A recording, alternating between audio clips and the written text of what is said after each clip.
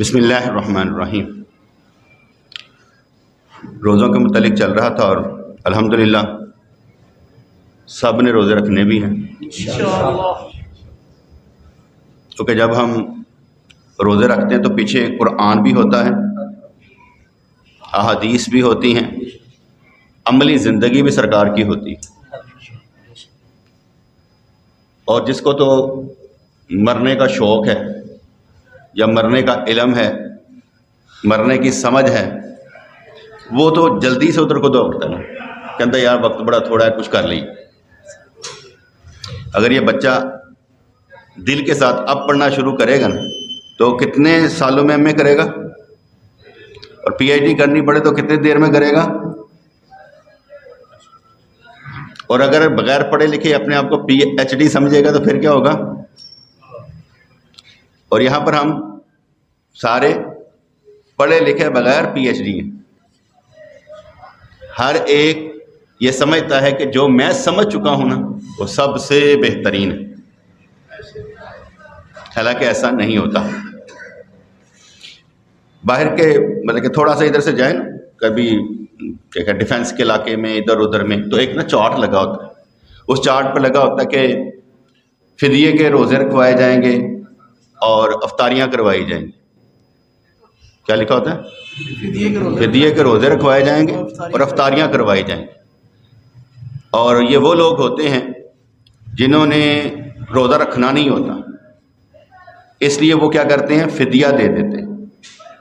اور فدیے کا ذکر قرآن پاک میں بھی آیا ہے، کیونکہ قرآن پاک میں آتا ہے کہ سورہ بقرہ 184 آیت ہے کہ یہ گنتی کے دن ہیں روزوں کے، تو تم میں جو کوئی بیمار ہو یا سفر میں ہو تو اتنے روزے اور دنوں میں رکھے، بعد چ رکھ لے، اور جنہیں اس کی طاقت نہ ہو ان پر ایک مسکین کا کھانا فدیہ ہے۔ پھر جو اپنی طرف سے نیکی زیادہ کرے تو اس کے لیے زیادہ بہتر ہے، اور اگر تم جانو تو روزہ رکھنا تمہارے لیے زیادہ بہتر ہے۔ پہلے یہ آیت مبارکہ اتری تو لوگوں نے فدیہ دینا شروع کر دیا۔ ایک روزے کا فدیہ ایک فطرانہ ہے۔ ایک روزے کا فدیہ فطرانہ کتنا ہوتا ہے؟ فطرانہ آج کل 300 لگا لیں، 300 اگر فدیہ ہو صبح و شام کھانے کا تو 30 دنوں کا کتنا ہوگا؟ 9,000۔ نہیں بیٹے، فدیہ صبح و شام کا نہیں، صبح و شام کا ایک ہے، فطرانہ صبح و شام کا ایک ہے۔ کتنا ہوگا یار؟ دے لو 300 فدیہ نا، تو 3,000 دیو، 9,000 روپے، اس 27,000 18,000 نہیں، کیلکولیشن غلط۔ نہیں بیٹے، فدیہ ایک دن کا، ایک روزے کا نا، صبح و شام کا نا، صبح و شام کا جو ہے نا ایک ہوتا ہے۔ اگر اس کی سمجھ نہ آئے، مجیب ایک دن کا کھانا کتنا کھانا ہے تو مطلب کہ روزے دا 400، یعنی کیونکہ اکیلا ہے نا اس لیے سے ذرا سیاح سمجھ آئے تھی، چائے پی کے کہ چائے کٹ کے، سارا کچھ ڈال کے، یعنی چائے پی پو کے جو روزہ رکھتا ہے نا یہ وہ 400 روپیہ پر ڈے بنتا ہے۔ تو اس کا مطلب یہ ہوا کہ ہم نے خود بھی سوچنا ہے کہ ایک آدمی جو پر ڈے کتنا کا روزہ رکھ رہا ہے اور افطار کر رہا ہے، ورنہ ایک فطرانہ بنتا ہے۔ کتنا؟ چلو ابھی فطرانے پر رہتے ہیں، 300 روپیہ تو 9,000 روپیہ یہ فدیہ دے گا 30 روزوں کا، جو روزے نہیں رکھ سکتا۔ تو قرآن پاک میں یہ آیت اتری۔ پھر سورہ بقرہ 185 میں آ گیا کہ رمضان کا مہینہ جس میں قرآن نازل کیا گیا، جو لوگوں کے لیے ہدایت اور رہنمائی ہے اور فیصلے کی روشن باتوں پر مشتمل ہے، تو تم میں جو کوئی یہ مہینہ پائے تو ضرور اس کے روزے رکھے، اور جو بیمار ہوں یا سفر میں تو اتنے روزے اور دنوں میں رکھے۔ اللہ تم پر آسانی چاہتا ہے، تم پر دشواری نہیں چاہتا، اور تاکہ تم روزوں کی تعداد پوری کر لو، اور تاکہ تم اس بات پر اللہ کی بڑائی بیان کرو کہ اس سے تمہیں ہدایت دی اور تم شکر گزار بن۔ اب پچھلی آیت جو ہے اس آیت سے کینسل ہو گئی، منسوخ ہو گئی۔ پہلے یہ تھا کہ فدیہ دے دو، طاقت رکھتے ہو نہیں رکھتے، اب کہا نہیں، روزہ رکھنا بہتر ہے، اس لیے تم نے روزے ہی رکھنے ہیں، اگر نہیں رکھے تو پھر اگلے دنوں میں پورے کرو گے، اس لیے روزہ ہی رکھنا لازم ٹھہرا. اور اس کی شرح جو ہے یہ احادیث کریں گے. صحیح بخاری میں 1949 آتی ہے کہ رمضان میں جب روزے کا حکم نازل ہوا تو بہت سے لوگوں پر بڑا دشوار گزرا. چنانچہ بہت سے لوگ جو روزانہ ایک مسکین کو کھانا کھلا سکتے تو انہیں روزے چھوڑ دی, اور ان میں روزہ رکھنے کی طاقت تھی. بات یہ تھی کہ انہیں اس کی اجازت بھی دے دی گئی تھی کہ اگر وہ چاہیں تو ہر روزے کے بدلے ایک مسکین کو کھانا کھلا دیا کریں. پھر اس اجازت کو دوسری آیت نے منسوخ کر دیا اور فرمایا کہ تمہارے لیے بہتر ہے کہ روزے رکھو. اب فدیہ طاقت والے کے لیے فدیہ نہیں ہے, جو طاقت نہیں رکھتا اس کے لیے فدیہ ہے. اور طاقت کا مطلب کیا ہوگا؟ اس کا مطلب یہ ہے جس کو کوئی قابل ڈاکٹر کہہ دے کہ اب تم ساری زندگی روزہ نہیں رکھ سکتے, وہ صرف فدیہ دے گا. اگر گرمیوں کے روزے نہیں رکھ سکتا لیکن سردیوں میں رکھ سکتا ہے تو فدیہ نہیں دے گا, وہ سردیوں میں رکھے گا. اگر وہ 30 روزے بعد میں 3 روزے کر کے بھی رکھ لے گا تو پھر بھی روزے رکھے گا, فدیہ نہیں دے گا. اگر ہر ماہ وہ 3 روزے کر لے تو 11 دفعہ نہیں جان گے نا, تو اس لیے وہ دوسرے مہینوں میں ہی پورا کر لے گا. 10 دن بعد ایک, 10 دن بعد ایک, 10 دن بعد ایک رکھ لے تو فدیہ نہیں دے گا, بلکہ روزے پورے سال میں مکمل کرے گا. ہمارے گھر میں تو معدے کا پرابلم ہو گیا تو بڑی شدید تکلیف, سر میں درد شروع ہو جانے کی, کانپنا شروع کر دینا کرنا. انہوں کا فدیہ جو میں کہا فدیہ نہیں دے سکتے, پہلے روزے پورے کرو, سردیوں میں کرو, رکھنے پڑیں گے. پچھلی دفعہ انہوں نے کہا نہیں فدیہ, میں دے دیتا ہوں, میں نے دے دیا. لیکن انہوں نے پھر اس کے بعد کوششیں کی اور کافی روزے رکھ لیے. اس کے بعد یہ سردیوں میں نے ان کے ساتھ روزے رکھ کے پورے کروائے تاکہ دو مل کر کام کریں. ان کے روزے پورے کروانے تھے, فرض تھے, اس لیے میں نے ان کے ساتھ مل کر پورے کروائے, کیونکہ فدیہ نہیں دیا جا سکتا, روزے پورے کروانے. وہ جو تھا وہ ہمارا زائد ہو گیا, روزے ہم نے پورے کر لیے. تو مثال سمجھ میں آئی کہ نہیں آئی؟ بڑے مسالے میں اس لیے سمجھاتا ہوں کہ چھوٹی چھوٹی عقل میں بھی آ جائیں. روزہ ضائع کرنے والا نہیں ہے, نماز ضائع کرنے والی نہیں ہے.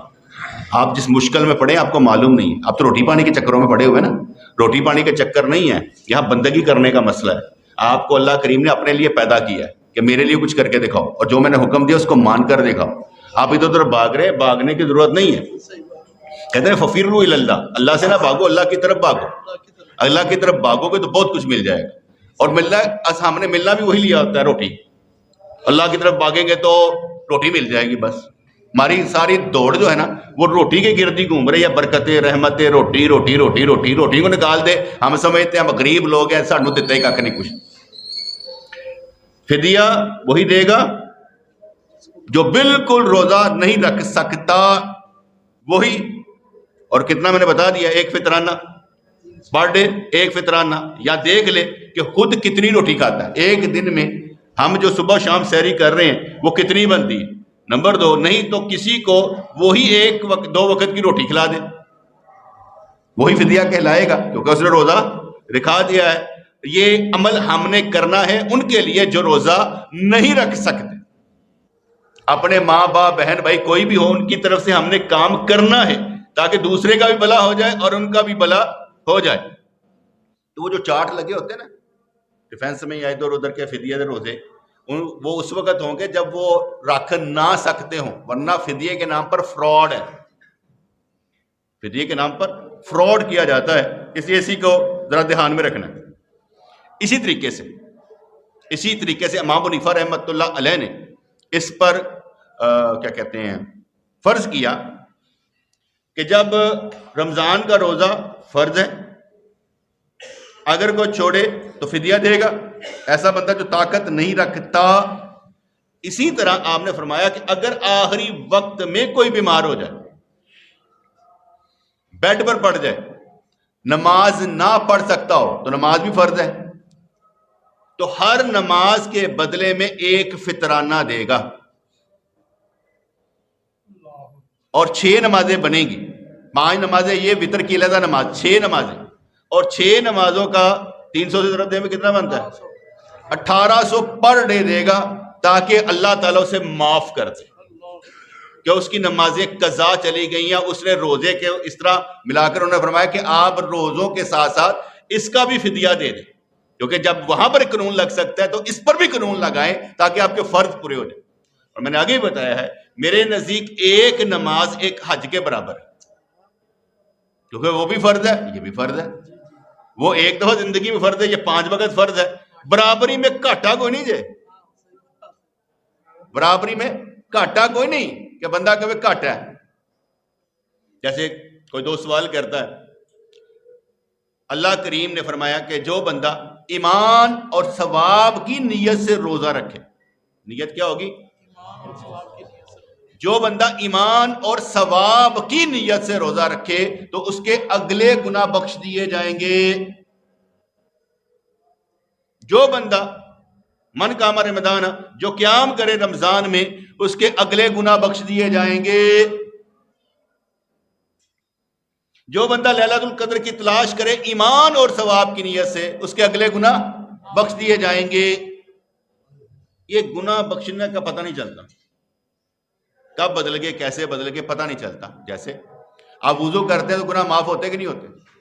ہاتھ لگایا، جہاں جہاں پر پانی لگا روشن بھی ہوتے چلے جائیں گے کل قیامت والے دن، اور یہ گناہ بھی بخشے جاتے رہیں گے۔ اس لیے ہر عمل پر آپ کی بخشش ہو رہی ہے۔ جیسے آپ ایک دفعہ درود پڑھتے ہیں تو کیا ملتا ہے؟ ملتی ہیں۔ قرآن کا ایک حرف پڑھے تو کیا ملتا ہے؟ وہ ایک نیکی کا وزن کوئی بتا سکتا ہے کتنا ہوتا ہے؟ 10 کا نہیں بتانا۔ قرآن کی ایک حرف پڑھنے پر 10 نیکیاں ملی، ایک نیکی کا فریاد کتنا میں ہوگا وزن؟ ہاں، یہ میں نے پڑھا تھا ایک جگہ پر کہ حضرت داؤد علیہ السلام و تحیت و ثنا نے عرض کی، یا اللہ تھوڑی تکڑی تو رکھنی ہے نا، ترازو رکھنا ہے، میزان رکھنا ہے کل قیامت والے دن۔ عمر تو ہاتھ سے کہ ہو جائے گا، ان کو دکھایا گیا نا تو اس کا ایک پلڑا مشرق سے لے کے مغرب تک تھا۔ انہیں کہ یا اللہ ادھے کدے وزن آن گے، انہیں کدے ہون گے؟ تو آواز آئی، ہم جس کے چاہیں گے چھوٹے کر دیں گے، جس کے چاہیں گے بڑے کر دیں گے۔ اب اختیار کس کو حاصل ہے؟ اس لیے ہم نے یہ قانون رکھا ہے کہ گناہ بخشے جاتے ہیں ہمارے ساتھ ساتھ، درود پڑھنے پر، نمازیں پڑھنے پر، روزے رکھنے پر، سچ بولنے پر، ہر کام کرنے پر ہمارے گناہ معاف ہو رہے ہیں۔ لیکن ہم نے یہ قانون بنایا کہ ہم نے جنت میں اللہ کی رحمت سے جانا ہے، اپنے اعمال کی وجہ سے نہیں جانا، حالانکہ عمل کرنے سے بھی گناہ بخشے جا رہے۔ اگر بیٹے برائی کرنے پر ثواب نہیں ہے، عذاب ہے، اور نیکی کرنے پر عذاب نہیں ثواب ہے، یہ ثواب اور عذاب آپ کے ایمان کی جان ہے۔ آپ ان کو درمیان سے نکال دیں، آپ کا ایمان دھڑم سے گر جائے گا۔ یہ دو لفظ ثواب اور عذاب آپ کے ایمان کی جان ہے۔ اگر کسی برائی کرنے پر ثواب کوئی، عذاب کوئی نہیں، اور نیکی کرنے پر ثواب کوئی نہیں، تو پھر رہ کیا جاتا ہے؟ کوئی زنا کرے، شراب پیے، چوری کرے، کوئی گناہ ہی نہیں، عذاب ہی کوئی نہیں، نیکی کرے کوئی ثواب ہی نہیں، تو رہ کیا جاتا ہے؟ اس لیے ثواب اور عذاب آپ کے ایمان کے ترازو ہیں، دھیان سے۔ اور یہ ایمان بڑھتا بھی اور کم بھی ہوتا رہتا ہے، کسی کا ایمان کم بھی ہو جاتا ہے، کسی کا بڑھ بھی جاتا ہے۔ جیسے میں نے آگے بتایا تھا کہ حدیث پاک کے مطابق جب بندہ زنا کرتا ہے تو یہ ایمان اندر سے نکل جاتا ہے، اور شاید جھوٹ بولنے پر بھی میں نے سنا تھا، پڑھا تھا، اب یاد نہیں ایگزیکٹ، لیکن کسی اور چیز پر بھی یہ ایمان نکل جاتا ہے، بندہ بے ایمان ہو جاتا ہے، اس حالت میں مر جائے تو ویسے ہی۔ جیسے ایک واقعہ ایک بزرگ نے لکھا تھا کہ ایک بندہ تھا، بوڑھا ہو گیا، بوڑھا، اس کو خواہش تھی عورت کی، شادی نہیں کر پا رہا تھا، اور وہ کنجر میں لے چلا گیا، اور جب اس عورت سے صحبت کی اسی وقت مر گیا۔ انہوں نے کہا ایمان کی حالت میں نہیں مرا، بے ایمان مرا۔ گل سمجھ آئی کہ نہیں ہے؟ ثواب اور عذاب کو درمیان سے نکال نہیں سکتے، اور یہ بھی نہیں کہہ سکتے میں اپنے عملوں کے ذریعے جنت میں جاؤں گا۔ بلکہ میرے دل میں ایک ہلکا سا خیال پیدا ہوا تھا ایک دن، میں کہ میں تو آگے بڑا نیک ہاں تو سرکار نے صدقے نہ جان دی کی ضرورت ہے۔ یہ خیال ایسے کر کے شیطان نے پیدا کیا، میں کہ یار اگر اللہ تعالیٰ مجھے ویسے بھی کرنا چاہے تو میں جانا ہی نہیں گا، میں سرکار دے نال ہی جانا۔ اس کا توڑ کرنا پڑتا ہے، کیونکہ شیطان جو ہے آپ کو وسوسے ڈالتا ہے، تو ہم نے اس کا توڑ کرنا ہے کہ ہم نے سرکار نو باہر کر دیں گے، کتے رہے بھائی، وہی تمہارے عملوں کی جان ہے۔ سرکار کی سنت کو زندہ کرنا ہے کہ نہیں کرنا؟ اس لحاظ سے جب سرکار کی سنت کو زندہ کرنا تو کمال تو اسی وقت نہیں پیدا ہوگا نا۔ تو ثواب اور عذاب، اب میری بات سمجھ میں آ گئی؟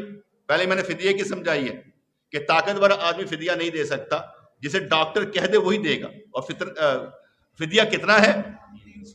300، کم از کم 300، ورنہ آپ خود اندازہ لگائیں گے کہ ایک روٹی 2 وقت کی کتنے میں کھا سکتا ہے، وہی اس کو دیں تاکہ آپ کا فدیہ پورا ہو جائے۔ دوسری بات میں نے آپ کو سمجھائی کہ ہر عمل پر گناہ معاف ہو رہے ہیں، چاہے وہ نماز پڑھے، روزہ رکھے، زکوٰۃ دیں، حج کرے، چاہے آپ سچ بولیں، سود نہ کھائیں، شراب نہ پئیں، چاہے آپ غیبت چغلی بہتان نہ لگائیں، ہر عمل پر آپ کو کچھ نہ کچھ ملتا ہے۔ اور میرے نزدیک 24 گھنٹے ہر بندے کو کچھ نہ کچھ مل رہا ہے۔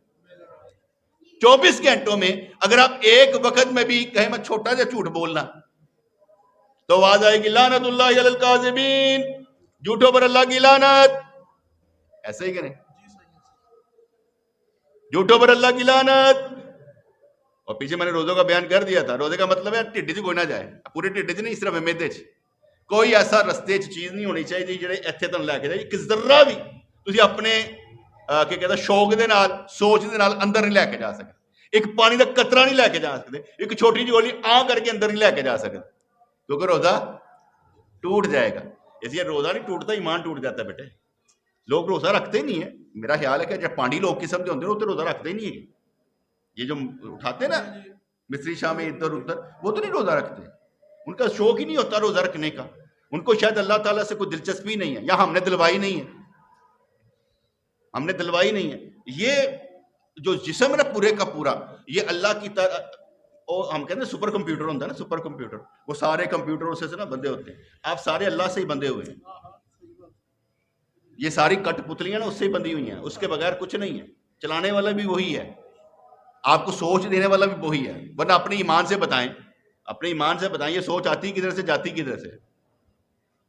آپ کہیں گے جی ایک فرشتہ جو ہے نا یہ یہاں دل کے مقام پر بیٹھا ہے جو اچھی سوچ دیتا ہے، کہ شیطان جو ہے وہ بری سوچ دیتا ہے، ایسے ہی نا حدیث پاک میں آتا ہے۔ تو جو آپ جناب ان دونوں کو سوچ کون دیتا ہے؟ کوئی تو ہوتا ہوگا جو ان دونوں کو سوچ دیتا ہوگا۔ اس لحاظ سے جو میں نے بات آپ کو بیان کر دی، جیسے اکثر کہا جاتا ہے نا کہ جو رمضان کے مہینے میں مر گیا، ضعیف حدیثوں میں آتا ہے، تو اس سے عذاب قبر اٹھا لیا جاتا ہے، جو جمعے کی شب کو مر گیا اس سے عذاب قبر اٹھا لیا جاتا ہے۔ دو باتیں، اٹھایا بھی جا سکتا ہے اور نہیں بھی، جیسے جو رمضان کے مہینے میں مر گیا عذاب قبر اٹھا لیا جاتا ہے۔ میرا سوال یہ ہے، بے نمازی مر گیا تو، کافر مر گیا تو جو بے نمازی کے متعلق کتنی قرآن اور حدیث آتی ہیں وہ سارے ختم، وہ سارے عذاب ختم کہ رمضان کے مہینے سے مر گیا؟ نہیں، ایسی کوئی بات نہیں، ایسی کوئی بات نہیں۔ میرے نزدیک اللہ تبارک و تعالیٰ چاہے تو کرے گا اس کے لیے جس نے کچھ کیا ہوگا، ریوارڈ اس کو دے گا۔ جیسے آپ کرتے کرتے مر گئے، یا رمضان ہی مریا، چلو کوئی گل نہیں، اے تو عذاب قبر ساری زندگی بس اٹھا لو، اندر ہوئے گا ہی نہیں۔ میں اپنے آپ میں یہ رکھتا ہوں کہ اگر میں قبر میں ڈالا گیا نا تو منکر نکیر آنے ہی نہیں، میں ہمیں خیال کرنا۔ یہ میں نے اس لیے پڑھا تھا کہ ایک دفعہ نا حضرت مجدد الفسانی رحمۃ اللہ علیہ کے متعلق پڑھ رہا تھا، تو آپ نے فرمایا کہ کسی نے پوچھا آپ کو کہ خواب میں منکر نکیر آئے؟ کہتے نہیں یار میرے کو تو نہیں آئے، میں محسوس کیتا اللہ چاہے تو کلے، نہیں چاہے تو نہ کلے، حدیثاں ساریاں موجود نے، اللہ چاہے تو کلے، اللہ چاہے تو نہ کلے، وہی مرضی ہے نا، وہی مرضی ہے۔ جڑے بعض اوقات اس عالم وچ رہ کے عالم برزخ نو دیکھنا شروع کر دین، انہاں واسطے کہانی کچھ اور ہوئے گی، رہندے اس عالم وچ ہون گے، اس عالم وچ رہ کے اس عالم وچ بھی دیکھنا شروع کر دینا، اس وجود نو ختم کر کے انہاں واسطے کہانی کچھ اور ہوئے گی، لیکن اگلی کہانی تو نہیں آنی، مینوں بھی نہیں آندی۔ ویسے میرا خیال ہے کہ بھائی ادھر چلا جائے تو پھر انہوں یہ چیزاں جڑیاں چھوٹیاں نظر آنی شروع ہو جاتی ہیں۔ اس لیے ثواب اور عذاب دونوں رکھنے، ایک کو بھی نکالنا نہیں۔ اینی امید نہیں رکھی اللہ معاف کر دے گا، نہیں پتر، اللہ معاف نہیں کرے گا۔ اللہ پوچھے گا میں زندگی دیتی، وقت دیتا، لایا کتے سی، کمایا کتے سے تے لایا کتے سی، زندگی گزاری کس طرح سی؟ پوچھا جائے گا نا بیٹے، ایسا تو نہیں کہ نہیں پوچھا جائے گا، ہم سب سے پوچھا جائے گا، جس کا ذرہ ذرہ پوچھا جائے گا، فَمَن يَعْمَلْ مِثْقَالَ ذَرَّةٍ خَيْرًا يَرَهُ، پوچھا جائے گا۔ یہ اللہ تعالیٰ نے لکھ دیا، باقی اس کے اوپر کوئی قانون نہیں رکھتا، سارے قانون ہم پر لگتے ہیں۔ وہ چاہے تو کافر کو جنت دے دے، اور چاہے تو مومن کو جہنم دے دے، بھائی اس کی مرضی ہے، قانون ہم پر لگتے ہیں، اس پر کوئی قانون نہیں۔ آپ نے اس کو اپنے جیسا نہیں سمجھنا، اینو اگر اللہ نے بخش دیتا تو میں تو ویسے بخش دے گا، ایسا نہیں ہوگا۔ بات سمجھ، بخشش کی بات سمجھ میں آ گئی کہ بخشش ہر وقت ہو رہی ہے، اور ہر وقت ہی کچھ نہ کچھ عذاب بھی ہو رہا ہے، دونوں ساتھ ساتھ چلتے رہتے ہیں. اس لیے کبھی ہم 24 گھنٹوں میں نے ایک چھوٹا سا موٹا سا کلیہ رکھا ہوا ہے، میں زیادہ لمبے شگریں نہیں پہنتا. میرا کلیہ یہ ہے کہ 24 گھنٹوں میں 6 گھنٹے زیادہ گزارے، 18 گھنٹے ایک ادھا جھوٹ بول لیتا، ویسے بات کر رہا ہوں، جھوٹ بولنا نہیں، ایک ادھا جھوٹ بول لیتا، ایک ادھی غیبت کر لیتے، باقی تہاڈا رکھیا رہے گا، وہ تہاڈا لکھا جائے گا برائی چ. یعنی 24 گھنٹے جو تہاڈے 10 منٹ 15 سیکنڈ 20 سیکنڈ یہو جو گزر سکتے ہیں جڑے کہ برے ہون.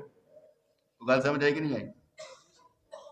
یہ ہو سکتا ہے کہ تہاڈے انے گزرن، لیکن کوشش یہ کرنی ہے 24 گھنٹے تے 24 گھنٹے ہی اچھے گزارے جان، اور جدے برے گھنٹے زیادہ نے اور اچھے گھنٹے گھٹ نے ادھر دھیان رکھے بھائی. نمبر 2، بخشش کی علامت میں نے ایک ہی بتائی ہوئی ہے کہ جب اللہ تعالیٰ کسی کو بخش دیتا ہے نا، اس سے گناہوں کی طاقت چھین لیتا ہے، گھٹ کروا لینا اور نیکیاں کی طاقت انہوں دے دینا ہے، انہوں رسول اللہ دا امتی بنا دینا سچے معنی. اور پہلے سٹے اگے نہیں کام کیونکہ تو پھر مسئلہ ہو رہی ہے نا. اب آ جاتے ہیں بات پر، ہم یہ کرتے ہیں تراویح کی نماز پڑھتے ہیں. تراویح کا روزے سے تعلق نہیں ہے، تراویح کا روزے سے تعلق نہیں ہے. بعض لوگ یہ بونگیاں مارتے ہیں نا، اگر تراویح نہیں پڑھی تو پھر روزہ نہیں رکھیا. یار میں تراویح تو پڑھی کوئی نہیں. تو تراویح کا تعلق روزے سے نہیں ہے بھائی. روزہ تو میں نے آگے بتایا تھا کہ فجر کی اذان کے سائرن سے لے کر مغرب کے اذان کے سائرن تک اس پیٹ میں کچھ نہیں جانا چاہیے، اور بیوی کے بعد نہیں جانا چاہیے، اور بیوی والے اعمال کرنے نہیں چاہیے، نہیں تو روزہ ٹوٹ جائے گا. اس کا تعلق نہ نماز سے ہے نہ کسی اور چیز سے ہے، اس کا صرف بھوکا پیاسا رہنے کے ساتھ تعلق ہے. باقی نمازیں 5 وقت کی پہلے بھی فرض تھی، روزوں میں بھی فرض ہے. روزے کا اس کے ساتھ کنیکشن نہیں ہے. یعنی اگر یہ آپ کہیں کہ اگر نماز نہیں پڑھی تو روزہ نہیں ہوا، نہیں. جیسے آپ اعتکاف میں بیٹھے، روزہ نہ رکھے تو اعتکاف نہیں ہوتا، کیونکہ اعتکاف کی شرط میں شرط ہے روزہ رکھنا. جب روزہ نہیں رکھا تو اعتکاف کیسے ہوا؟ لیکن اگر آپ نے نماز نہیں پڑھی روزہ پھر بھی ہو جائے گا، کیوں شرط میں نہیں ہے، وہ علیحدہ فرض ہے، یہ علیحدہ فرض ہے. کوئی گلا سمجھ آئے کہ نہیں آئی؟ بیٹا حالی تو نہیں نہ ہوگا، وہ تب تو سارے سکھانا ہے، دماغ باڑھ کے لے کے جاؤ گے تو اگے سکھاؤ گے. یہ میں اس لیے بڑے اطمینان سے ایک ایک لفظ توڑ کے سمجھاتا ہوں تاکہ سب کو سمجھ آ جائے، چلنے والے کو سمجھ آ جائے گا. اس لحاظ سے آگے تراویح کی نماز کا تعلق، یہ علیحدہ واجب ہے، یہ علیحدہ سنت موقدہ ہے جس کا چھوڑنے والا گنہگار ہے. یہ علیحدہ سنت موقدہ ہے جس کا چھوڑنے والا گنہگار ہے، لیکن اس کا روزے سے تعلق نہیں ہے. اگر روزہ نہیں رکھا تب بھی یہ تراویح کی نماز سنت موقدہ ہے. روزہ نہیں رکھا لیکن نماز پڑھنی ہے، اور اگر یہ نہیں رکھا تو روزہ فرض ہے، رکھنا پڑے گا. اس کا تعلق نہیں ہے. اور سرکار نے تراویح کا لفظ کہیں نہیں بولا. تراویح کا لفظ ہی بدعت ہے. پہلی گل، تراویح کا لفظ ہی بدعت ہے. اور ایک مولوی صاحب جڑے سن بڑے پیار نہ کہہ رہے سن، تراویح تے خود کہندی ہے تراویح، میں تے کہ وی ہاں. وی نو ثابت کرنے واسطے انہوں نے تراویح وی پاتے چھپا. تو گل سمجھ آئے کہ نہیں ہے؟ مولوی صاحب سن کی کرے بندہ، مولوی دی کہڑی گل ہے؟ انہوں نے میں ایک جگہ بیٹھا تو یقین منو خدا دی قسم رونا ہے.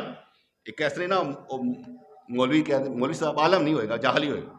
کہتا ہے جدو حضرت عمر فاروق رضی اللہ عنہ ایمان لے آئے تو 40 قدم چل کے نا اس سرکار کو پہنچے نا، اتوں چلیسواں شروع ہوا. میں کہ یا اللہ سامان نہیں ڈگیا لیتا. کیا کریں یار، جب ایسے جاہل علماء مولوی کہلائیں گے تو کیا کریں گے ہم. چلے آگے چلتے، ٹائم تھوڑا ہے. تراویح لفظ نہیں ہے لفظ ہے من قام رمضان ایمانا و احتسابا غفر له ما تقدم من ذنبه، کہ حضور نے ارشاد فرمایا کہ جو کوئی رمضان میں راتوں کو ایمان رکھ کر ثواب کے لیے عبادت کرے تو اس کے اگلے گناہ بخش دیے جائیں گے. اس لیے یہ تو ہو گیا زبانی کلامی سرکار کا فرما. ٹھیک ہے جی.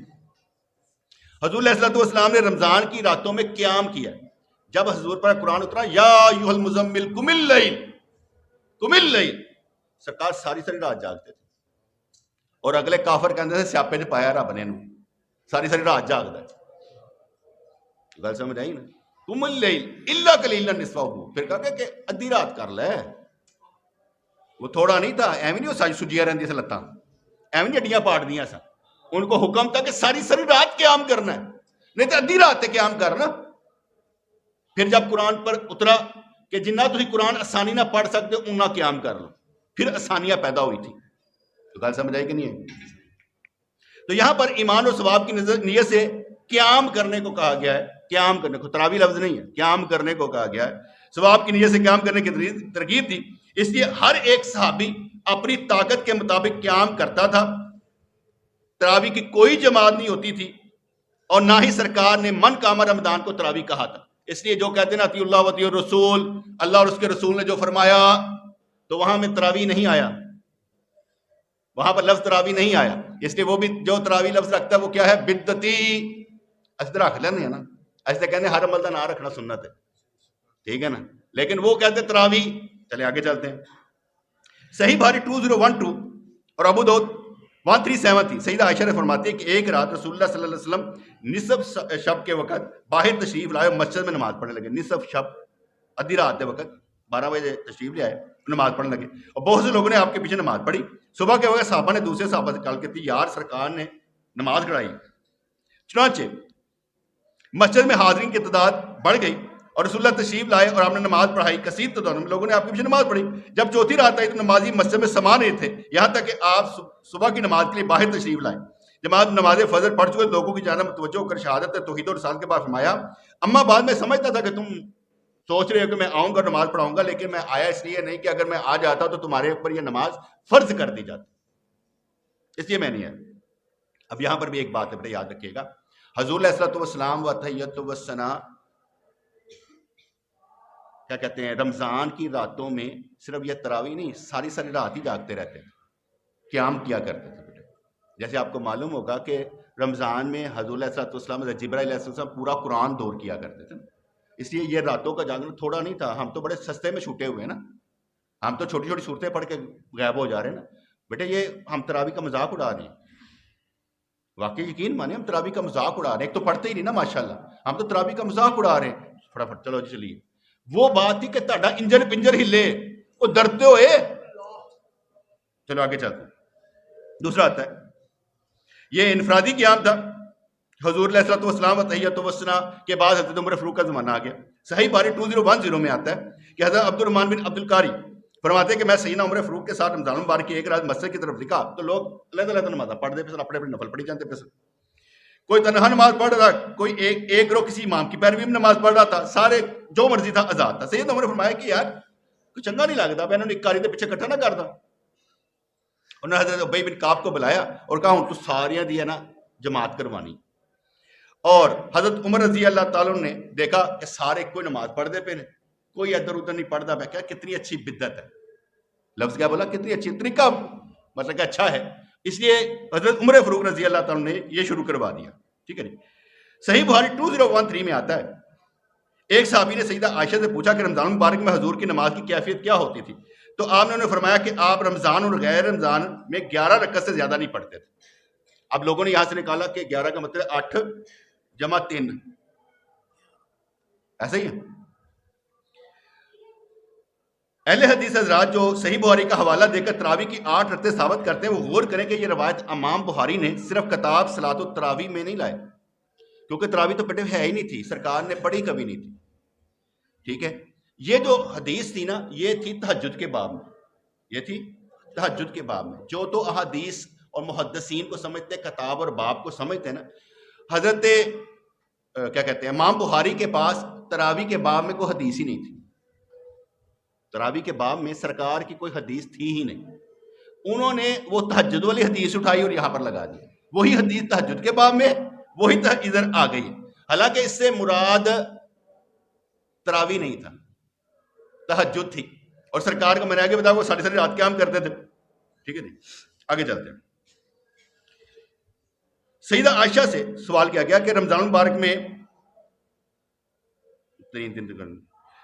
کہتے ہیں صحابہ کہا کہ ہم نے نبی کریم صلی اللہ علیہ وسلم کے ساتھ روزے رکھے لیکن ہم نے نماز نہیں، آپ نے ہمیں نماز نہیں پڑھائی. جب رمضان کے 7 دن باقی رہ گئے یعنی 23ویں رات آئی تو آپ ہمیں نماز پڑھانے کے لیے کھڑے ہوئے، یہاں تک کہ تہائی رات گزر گئی. اتنا کھڑے ہوئے کہ تہائی رات مغرب تو لے کے پتر فجر تک کتنے گھنٹے نے، کتنے بجے 6 بجے 6 بجے سے لے کر 5 بجے تک لگا لیتے ہیں. کتنے 11 گھنٹے 11 گھنٹوں کا تہائی کتنا ہوگا، تیسرا حصہ کتنے گھنٹے. سرکار نے 3.25 گھنٹے نماز کرائی. تو بات سمجھ آئی جی. سرکار نے تہائی رات جماعت سے نماز پڑھائی، کتنے گھنٹے یاد رہے گا نا؟ انہوں نے کیا کہ 23ویں رات میں آپ نے کیا کیا، 4.25 گھنٹے نماز پڑھائی، یہاں تک کہ نصف رات، اور 25 رات کو آئے، یہاں تک کہ نصف رات گزر گئی۔ ہم نے کہا یا رسول اللہ کاش آپ رات کا کیسے بھی نماز پڑھتے؟ ہم نے میں جو شخص امام کے ہمراہ نماز کے لیے اسلام پھرنے سے کھڑا ہو، اس کے لیے پوری رات کا قیام کا ثواب لکھا جاتا ہے۔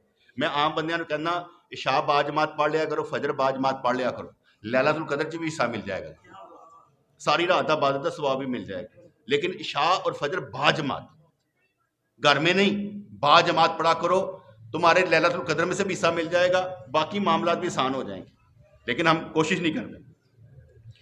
پھر 3 دن رہ گئے تو ہم نے 27ویں شب کو نماز پڑھائی، اگلی نماز کی کیفیت 27ویں شب، آپ نے اپنے اہل بیت اور ازواج مطہرات کو بلایا، آپ نے اتنی لمبی نماز پڑھائی، اتنی لمبی نماز پڑھائی کہ ہماری سحری چھوٹنے لگی، اور جو اس نماز اسلام پھیرے تو دوڑے دوڑے پہنچے سحری کرنے واسطے، ایسی جی جناب ایسے تراویح تو ہوئی کوئی نہیں جائے، اور سوری تہجد ہوئی کوئی نہیں۔ سرکار نے اتنا لمبا قیام کیا کہ ساری رات ہی، اسے کہتے ہیں کیا، من کاما رمضان۔